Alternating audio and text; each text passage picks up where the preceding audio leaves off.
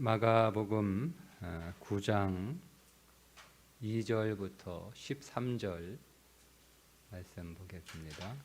마가복음 9장 2절부터 13절 말씀입니다. 엿새 후에 예수께서 베드로와 야고보와 요한을 데리시고 따로 높은 산에 올라가셨더니 그들 앞에서 변형되사 그 옷이 광채가 나며 세상에서 빨래하는 자가 그렇게 희게 할 수 없을 만큼 매우 희어졌더라. 이에 엘리야가 모세와 함께 그들에게 나타나 예수와 더불어 말하거늘 베드로가 예수께 고하되 랍비여 우리가 여기 있는 것이 좋사오니 우리가 초막 셋을 짓되 하나는 주를 위하여 하나는 모세를 위하여 하나는 엘리야를 위하여 하사이다 하니 이는 그들이 몹시 무서워하므로 그가 무슨 말을 할지 알지 못함이더라. 마침 구름이 와서 그들을 덮으며 구름 속에서 소리가 나되 이는 내 사랑하는 아들이니 너희는 그의 말을 들으라 하는지라.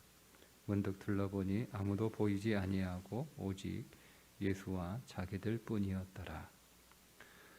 그들이 산에서 내려올 때 예수께서 경고하시되 인자가 죽은 자 가운데서 살아날 때까지 본 것을 아무에게도 이르지 말라 하시니 그들이 이 말씀을 마음에 두며 서로 문의하되 죽은 자 가운데서 살아나는 것이 무엇일까 하고 이에 예수께 묻자와 이르되 어찌하여 서기관들이 엘리야가 먼저 와야 하리라 하나이까. 이르시되 엘리야가 과연 먼저 와서 모든 것을 회복하거니와 어찌 인지하 대하여 기록하기를 많은 고난을 받고 멸시를 당하리라 하였느냐. 그러나 내가 너희에게 이르노니 엘리야가 왔으되 기록된 바와 같이 사람들이 함부로 대우하였느니라 하시니라. 아멘. 주님이 변화산에서 변모하시는 그 말씀인데요. 이 말씀은 오늘 우리의 신앙이 그리고 오늘 우리의 삶이 이렇게 변화가 되어야 된다라고 하는 신앙의 방향을 우리들에게 제시해 주고 있는 것이면서 동시에 우리는 이렇게 영광스러운 광채를 입는 그런 삶으로 존재로 변화될 것이다 라고 하는 약속이기도 합니다. 그러니까 우리 안에 첫 번째 변화되어야 될 우리의 신앙의 모습은 예수님이 모세와 엘리야와 이렇게 대화를 하시잖아요. 그렇죠? 그러니까 모세는 해결사예요. 해결사. 그러니까 우리의 신앙이 해결하는 신앙이죠. 오늘 우리의 삶의 많은 문제들을 해결하기 위해서 우리가 예수님을 믿습니다. 처음에 우리가 그렇게 예수님을 믿는 동기고 예수님을 믿는 믿음의 출발, 예수님을 믿는 믿음의 이유. 그리고 사실 우리가 무슨 거창하게 하나님 나라, 복음, 전도 이게 아니잖아요. 그죠? 우리는 처음에 예수님을 믿되 우리의 문제를 해결해 주시는 예수님으로 시작을 합니다. 그러니까 우리의 신앙이 갈릴리의 신앙에서 시작을 하는 거예요. 예수님이 사역을 갈릴리에서 하셨잖아요. 그러니까 갈릴리에서 예수님은 문제 해결의 예수님으로 나타나시죠. 그죠? 예수님이 갈릴리에서 처음부터 사람들에게 하나님 나라, 복음, 십자가와 부활 이렇게 말씀하신 건 아니잖아요. 지금 갈릴리를 이제 떠나시는데 그 말미에 예수님이 순환도 예고하시고 오늘도 부활도 오늘도 말씀하시고 그런 것처럼 우리의 신앙은 그건 나쁜 건 아니에요. 갈릴리에서 시작을 합니다.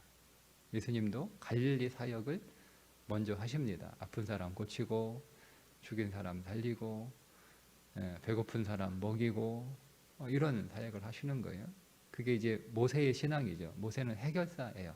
이스라엘 백성들에게 애굽의 그 포갑에서 구원하고 광야에서 물도 먹이고 떡도 먹이고 거기에서 어떤 관계도 해결하고 뭐 이렇게 모세가 이스라엘 백성들에게 그들의 문제를 해결하는 존재로 등장을 하죠. 그 모세의 신앙, 우리가 우리의 신앙의 출발을 우리의 삶의 해결을 위해서 주님을 믿는 그 신앙에서 이제 엘리야의 신앙으로 더 성장해야 되는데, 엘리야는 선지자잖아요. 선지자. 그러니까 선지자는 백성들을 똑바로 살게 하는 사람입니다. 그죠? 네, 말씀대로 살지 않고 하나님 제대로 믿지 않고 하나님이 정하신 길에서 떠나고 우상 숭배하고 또 사람들 이웃을 혹은 왕들이 백성들을 사랑하기보다는 그들의 것을 빼앗고 그때 거기서 이제 경고하는 자로, 하나님의 말씀을 대언하는 자로, 심판을 경고하는 자로, 회개하라고 외치는 자로 똑바로 살아라. 한마디로 선지자는 똑바로 살아라. 똑바로 살아라. 하나님의 길에서 벗어나지 마라. 그게 선지자예요. 그러니까 오늘 우리의 신앙이 우리의 문제를 해결하는 신앙에서 우리가 성장을 하게 되면 이제 제대로 살아야 되는데 이렇게 살면 안 되지. 우리가 말씀 안에서 말씀의 길로 말씀과 함께 말씀을 향하여 그 말씀에 순종하는 세상 사람들에게는 착하고 선한 자의 삶으로, 그래서 오늘 우리의 성품이 변하고 우리의 또 성격이 변하고 또 우리의 언어나 우리의 사람들을 대하는 또 우리가 삶을 대하는 우리의 태도가 바뀌는 것, 그런 신앙으로 오늘 우리의 신앙이 변화되어 가고 있는 거예요. 그런데 거기서 멈추면 안 돼요. 내 문제를 해결하는 하나님 혹은 나에게 선한 삶을 살게 하시는 하나님, 거기서 멈추면 안 되고요. 우리는 어디까지? 그리스도는 구원자입니다. 구원의 신앙까지. 구원의 신앙까지. 구원의 신앙은 수준의 신앙이 아니고요, 차원의 신앙이에요. 문제 해결은 수준입니다. 수준. 그죠? 어려운 삶, 힘든 삶에서 가벼운 삶, 또 즐거운 삶, 수준이죠. 삶의 수준이죠. 착한 삶도 수준 아닙니까? 덜 착한 사람이 있고 더 착한 사람이 있고 수준이죠. 성품의 수준, 인격의 수준, 태도의 수준, 이 수준의 삶이에요. 근데 여러분, 우리는 수준의 삶을 위해서 예수님을 믿는 게 아니고 차원의 삶을 위해서 예수님을 믿는 거예요. 그러니까 예수님은 우리를 수준에서 차원으로, 다른 차원으로 옮겨주시는 분이에요. 그래서 예수님은 유일한 구원자이신 거죠. 세상에 나온 사람들이 믿고 있는 많은 종교의 그들의 어떤 그들이 믿는 종교의 창시자 그런 사람들은요, 수준을 얘기하는 거, 수준을, 차원을 얘기하지 않아요. 그러니까 우리가 상상할 수 없고 우리가 도달할 수 없는 수준에 도달한 사람들이고 우리가 생각하지 못하는 수준을 얘기하는 사람들이에요. 그죠? 그러니까 우리가 보기에 나는 저 정도 수준으로는 못 사는데, 나는 어떻게 저렇게 깊은 생각을 할까? 이렇게 우리가 감동하고 또 감탄하고, 그래서 내가 못하는 것들을 생각하고 내가 못하는 삶을 살고 내가 못하는 길을 걸어가니까 대단해 보여서 우리가 그 사람들을 위대한 사람으로, 종교 창시자로 그렇게 세상에 숭배하고 있지만, 예수님은 수준의 삶이 아니라 차원의 삶이에요. 그래서 유일한 구원자, 오직 예수 이름으로만 그래서 구원을 얻는 거예요. 차원이 달라요. 차원. 이 차원을 옮겨주는 건 사람이 할 수 있는 문제가 아니고 하나님만 하실 수 있는 거예요.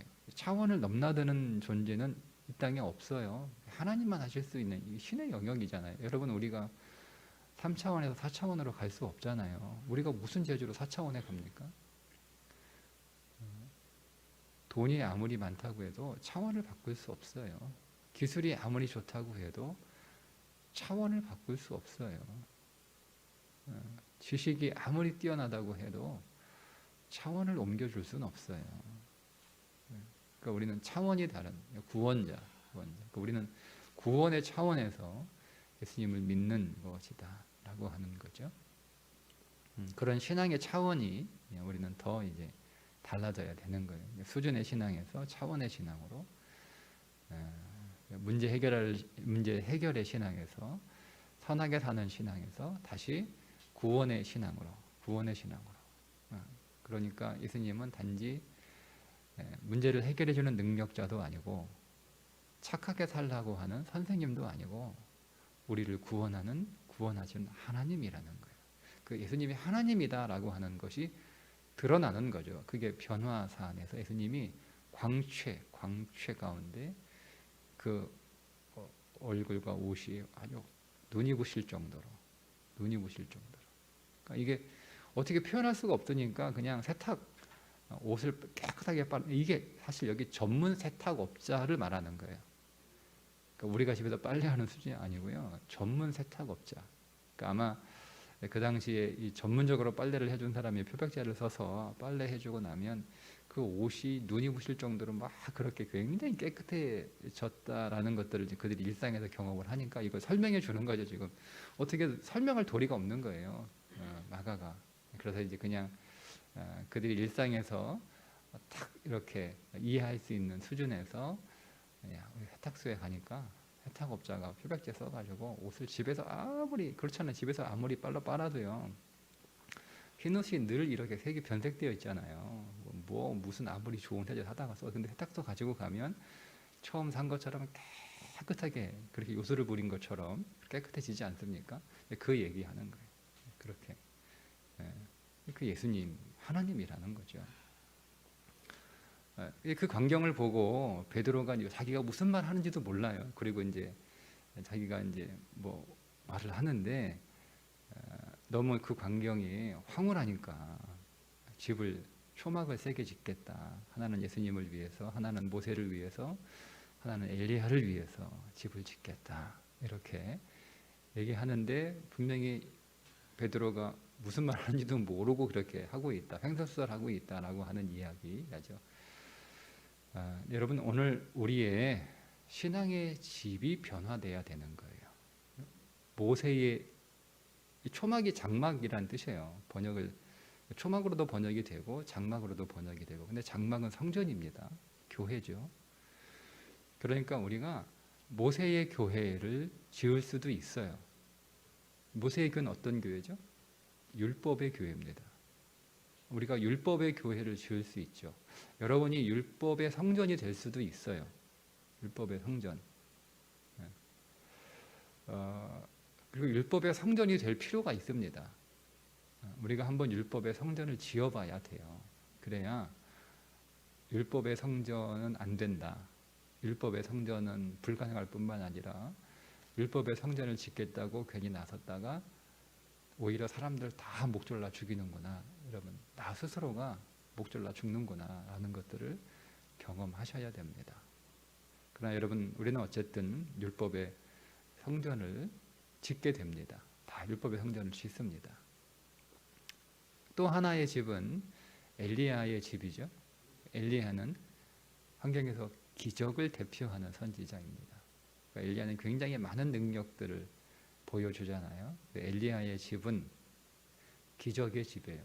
여러분 교회가 기적의 집이 되었으면 좋겠죠. 그죠? 사람들이 아픈 사람이 오면 다 낫는 거예요. 무슨 병이든 다 낫는 그런 기적의 집이 되었으면 좋겠죠. 네. 베데스다가 그런 곳이잖아요. 그런데 사람들이 소문을 듣고 저기 가면 다 낫는다라고 모여들었지만 몇 명이 나왔는지는 모르겠어요. 그리고 본질적으로 38년 된 병자는 못 고치고 계속 거기 누워만 있는 거예요. 기적의 집이 되었으면 좋겠지만, 그리고 그 기적의 집이라고 소문난 곳도 있긴 하지만 우리가 지어야 될 성전은, 교회는 기적의 장막이 아니에요. 물론 필요합니다. 예수님도 기적을 베풀어 주셨죠. 그러니까 기적의 장막, 기적의 교회는 갈릴리 수준의 교회에 머물러 있는 거예요. 그러니까 거기서 떠나야 되는 거예요. 예수님이 갈릴리에서만 사역하지 않으시잖아요. 기적이 필요합니다. 제가 기적이 필요 없다, 나쁘다 라고 말씀드린 건 아니에요. 근데 계속 기적에 머물러 있는 것은 나쁘다라고 말씀을 드리는 거죠. 왜냐하면 예수님은 그런 분이 아니잖아요. 예수님은 기적을 베푸시지만 예수님은 갈릴리의 주님만은 아니잖아요. 갈릴리의 주님이시긴 하지만 주님이 그 갈릴리를 떠나신단 말이에요. 예루살렘으로 떠나시잖아요. 예수님은 예루살렘을 향하여 가시는 예수님이에요. 그러니까 오늘 우리의 율법의 집도 어디로? 예수님의 집으로 향해 가고 있어야 되는 거예요. 우리의 기적의 집도 예수님의 집으로 향해 가고 있어야 되는 거예요. 그 율법의 집이 예수님의 집으로, 기적의 집이 예수님의 집으로 변화되어야 되는 거죠. 예수님의 집은 어떤 집인가? 예수님이 계신 집이잖아요. 예수님이 계신 집은 말씀의 집이죠. 예수님은 말씀이시니까. 예수님이 계신 집은 은혜의 집이죠. 예수님은 은혜시니까. 뭐 여러 가지요. 우리가 예수님을 통해서 우리가 알게 되는 것들 여러 가지.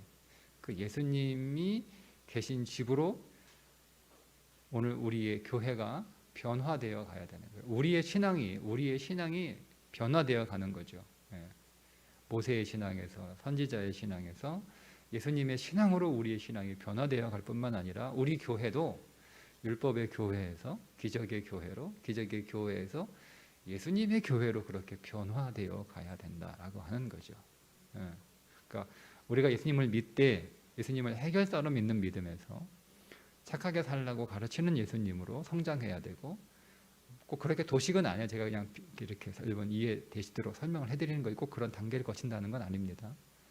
예수님을 믿는 신앙으로 우리의 신앙이고, 우리 안에 계신 예수님이 어떤 얼굴을 갖고 계시느냐, 우리는 예수님의 얼굴, 우리의 문제를 해결해 주시는 예수님으로 만날 수도 있고요. 또 우리에게 우리를 착하게 살게 하시는 예수님으로 예수님을 만날 수도 있는데, 우리는 궁극적으로 예수님은 구원자이신 예수님으로 만나야 된다라고 하는 거예요. 근데 오늘 우리의 신앙 삶이 율법의 신앙 삶을 살아갈 수도 있고요. 오늘 우리의 신앙의 삶이 기적이 나타나는 신앙의 삶을 살아갈 수도 있는데, 그러나 우리의 신앙의 삶은 어디를 향해 목적되어야 되냐면 말씀의 삶, 은혜의 삶, 그리고 성령의 삶. 교회는 성령, 하나님의 영, 그리스도는 영이시니까 성령의 삶으로, 성령의 교회로 그렇게 지어져 가야 된다라고 하는 것을 말씀하고 있어요. 뿐만 아니라 세 명의 제자가 동행을 하죠. 베드로, 야고보, 요한입니다.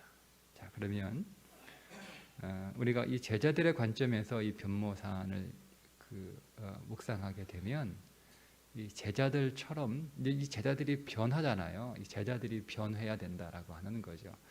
베드로가 변해야 돼요. 베드로는 믿음 없는 제자를 대표합니다. 예수님과 동행할 때, 제자로 살 때, 사도로 살 때는 이제 그 베드로가 믿음을 대표하는 제자가 되죠. 그러니까 여러분, 제자가 되는 것과 사도가 되는 건 달라요. 우리는 제자로 예수님과 동행하다가 사도로 예수님과 동행하는 사역을 해야 되는 거예요. 그러니까 제자의 수준에 머물러 있으면 안 돼요.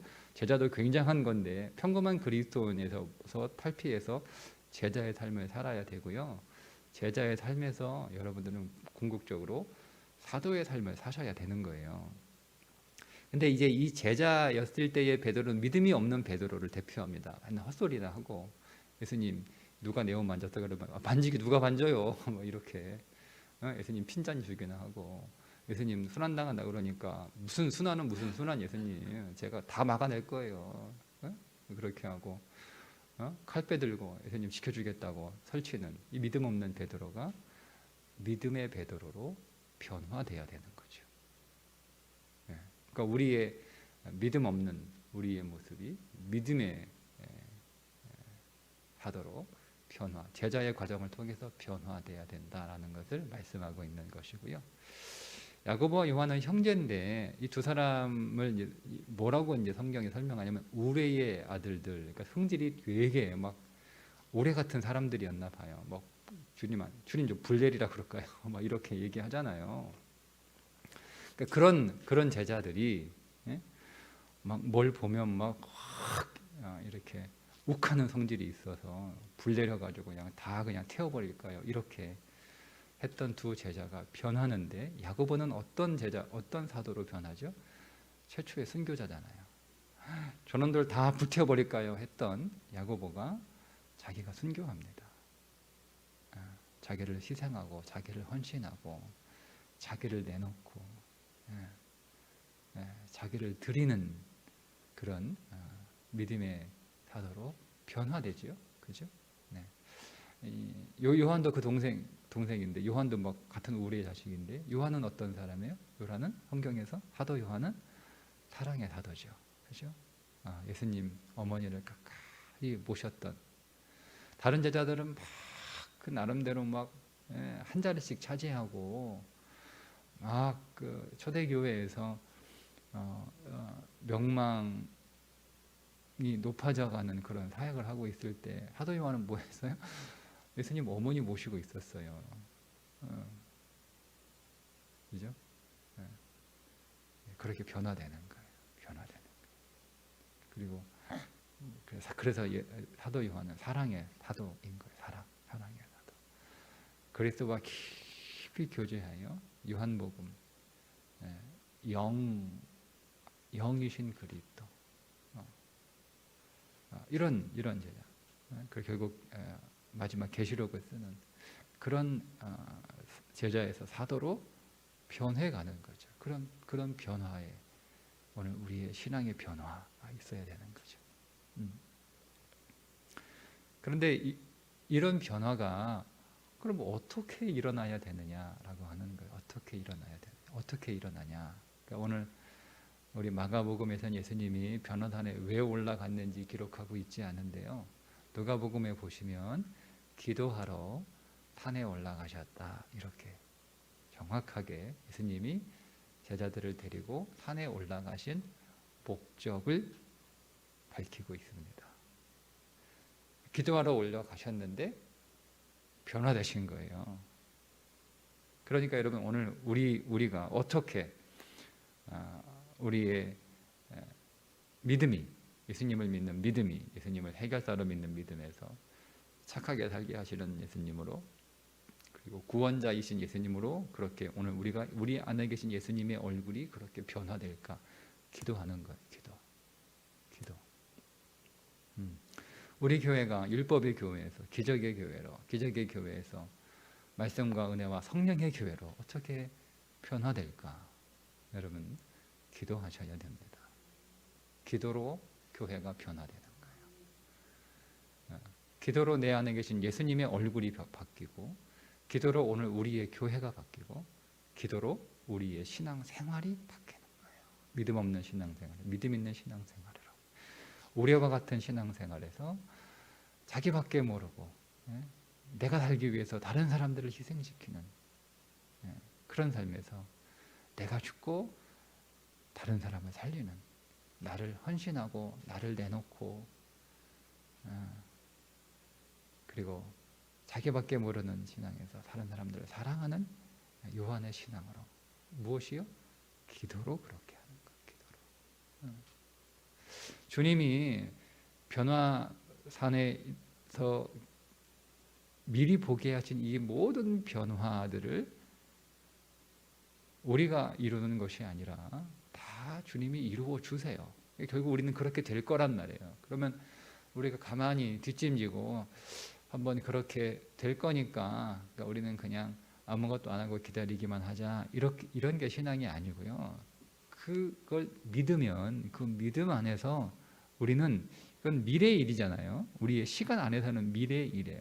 영원 안에서는 이미 이루어진 일이지만 우리는 시간 속에 있으니까 시간 속에서는 미래의 일이란 말이에요. 근데 그 미래의 일을 우리가 현재로 가져오는 게 믿음이란 말이에요. 그 미래의 일을 현재로 가져오는 게 뭐냐면 그게 기도입니다. 기도.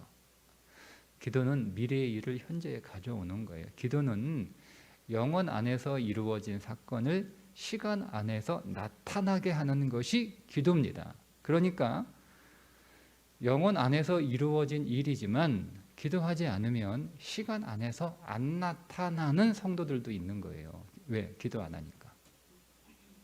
기도 안 하니까. 그러니까 우리는 두 개의